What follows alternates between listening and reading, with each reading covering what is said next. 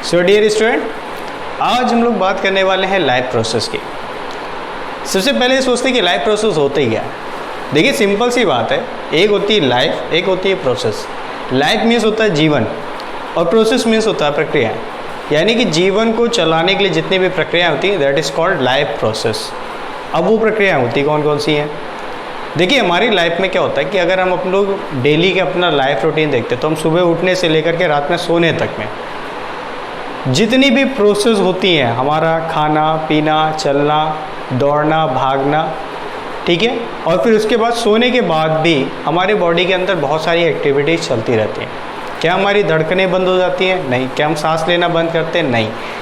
ठीक है। क्या हमारा डाइजेशन प्रोसेस रुक जाता है? नहीं। हमको रात में भी हो सकता है कि अगर रात में उठ जाते हैं तो कभी कभी हम लोगों को भूख लगाती है। तो ऐसा क्यों होता है? कब रिक्वायरमेंट होती है? ये हम लोग ज़्यादा खेलते हैं तो हम लोग जल्दी थक जाते हैं और थकने के बाद सो भी जाते हैं। अगर वही रात में अगर नींद भी खुल जाती है तो हमको भूख भी लगाती है। तो क्यों होती हैं ऐसी सारी चीज़ें? तो इन्हीं सब को समझने का ही जो तरीका है वो है कि हम लाइफ प्रोसेस को सबसे पहले समझें कि ऐसी कौन कौन सी प्रोसेस हैं जो हमको डेली लाइफ में रिक्वायर्ड होते हैं, जिनके बिना हमारी लाइफ इम्पॉसिबल की जैसे होती है। तो यहाँ पर जो सोचने वाली बात है कि वो सबसे पहले ये कि लाइफ प्रोसेस क्या है। तो मैंने आपको जैसे पहले अभी तक बताया कि लाइफ को चलाने के लिए जितनी भी प्रोसेसेस होती हैं, चाहे वो इंटरनल हो चाहे वो एक्सटर्नल हो, that is called life process. अब बात करते हैं कि लाइफ प्रोसेस होती कौन कौन सी हैं और इनकी रिक्वायरमेंट कहाँ पर होती है। तो मैं सबसे पहले आपको बताता हूँ कि लाइफ प्रोसेस होती कौन कौन सी हैं। आइए देखते हैं।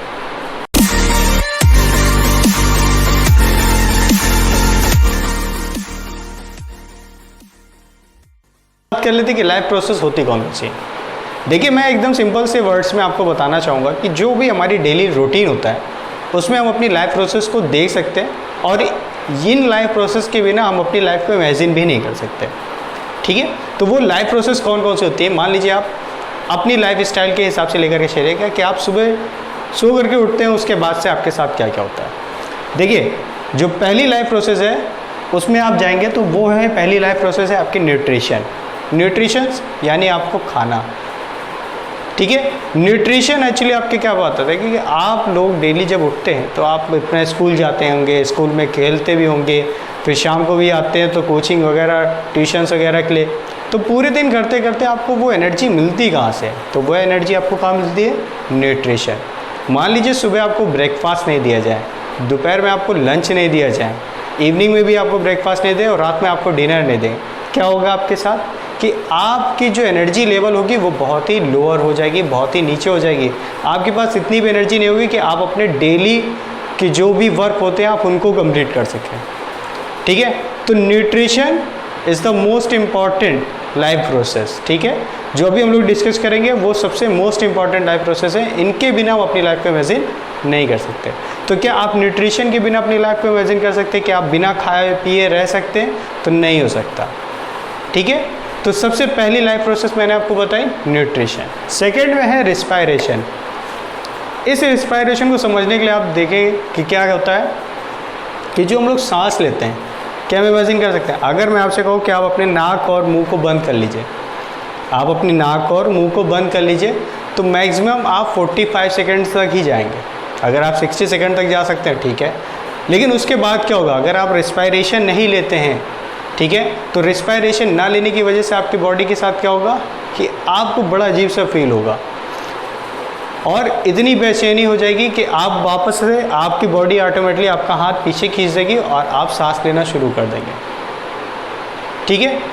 तो ये क्या था? ये था रिस्पायरेशन। यानी हमारी बॉडी को जो ऑक्सीजन की रिक्वायरमेंट होती है तो वो हम एटमॉस्फेयर से लेते हैं और वो एटमॉस्फेयर की जो प्रोसेस है, यानी कि जो भी हम एयर लेते हैं, इनहेल करते हैं, तो उसमें क्या होता है कि उसमें से ऑक्सीजन को अलग करना, उसको वापस हमारी बॉडी तक पहुंचाना, ये जो सारी प्रोसेस है वो कहाँ पर होती है? रिस्पायरेशन प्रोसेस में होती है। यानी कि ये भी बहुत ही मेन इंपॉर्टेंट है, इसके बिना हम अपनी लाइफ को इमेजिन नहीं कर सकते। तो respiration is the second most life process. ठीक है। नेक्स्ट की बात करते हैं तो वो ट्रांसपोर्टेशन है। ट्रांसपोर्टेशन किसका? भाई देखिए सिंपल सी बात है कि हमारी बॉडी के अंदर ऑक्सीजन तो पहुंच जाती है, लेकिन वो हर पार्ट तक पहुंचे इसके लिए कौन रिस्पॉन्सिबल होता है? हमारा हार्ट जो हमारे ब्लड को सर्कुलेट करता है पूरी बॉडी पर। उससे क्या होता है कि जो लास्ट एंड तक भी हमारा जो न्यूट्रिशन होता है, यानी कि जो हमने खाया था, जो रेस्पायरेशन लिया था, तो ऑक्सीजन यहाँ से ली, और जो हमने न्यूट्रिशन लिया है तो वहाँ पर जो हमको कार्बोहाइड्रेट्स, प्रोटीन्स, विटामिन्स मिले, तो बॉडी के हर पार्ट तक पहुँचाने का काम किसका होता है? ट्रांसपोर्टेशन का होता है। और इसमें सबसे बड़ा रोल कौन प्ले करता है? हमारा हार्ट। कभी अपनी दिल की धड़कन जिनकी रुक जाती हूँ उनसे पूछे क्या होता है? That is called heart attack. ठीक है, अगर ट्रांसपोर्टेशन नहीं होता तो मैं इसका सिंपल सी बात बताता हूँ कि क्या हो सकता है।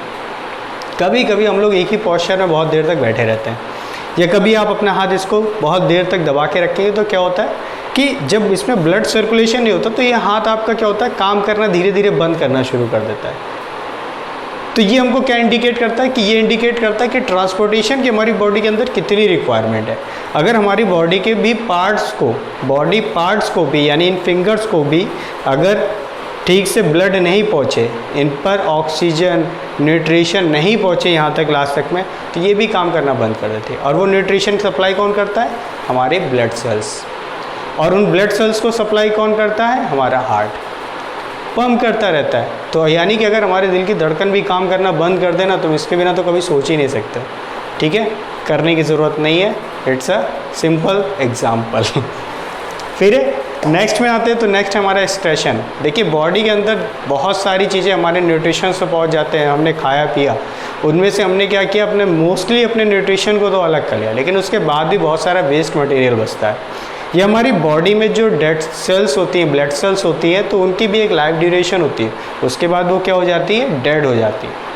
तो वो सब जाती कहाँ है? तो उनको एक्चुअली क्या करती है? बॉडी प्यूरीफाई करती है, और जितना भी प्यूरिफिकेशन के बाद जितना भी वेस्ट मटेरियल होता है, ठीक है, तो उसको बॉडी किसी न किसी तरीके से क्या कर देती है? बाहर कर देती है। मान लीजिए अगर वो गैसेस फॉर्म पे है तो वो हमारी इनहेल हो जाता है, एक्सेल हो जाता है। अगर वो हमारा मान लीजिए गैसेस फॉर्म पे है तो वो हमारी क्या, नाक से निकल जाता है, मुंह से निकल जाएगा, कहीं से भी वो निकलने की कोशिश करेगा। ठीक है, फिर उसी तरीके से अगर सॉलिड मटेरियल है तो सॉलिड मटेरियल हमारे सुबह जो हम लोग फ्लैश यूज़ करते हैं तो उसमें फ्लैश में जा सकता है, लैट्रिन के टॉयलेट के थ्रू जा सकता है। ठीक है, और जो लिक्विड होता है वो भी इसी तरीके से टॉयलेट के थ्रू भी हमारे बाहर जा सकता है। ठीक है, तो ऐसे करके हमारे पास जो मेन इंपॉर्टेंट लाइफ प्रोसेस आती हैं वो आती है हमारी कौन सी? ये 4 लाइफ प्रोसेस है। ठीक है, तो इन 4 प्रोसेस में आई होप कि आपको बहुत सारी चीज़ें समझ आएंगे। और अगर आज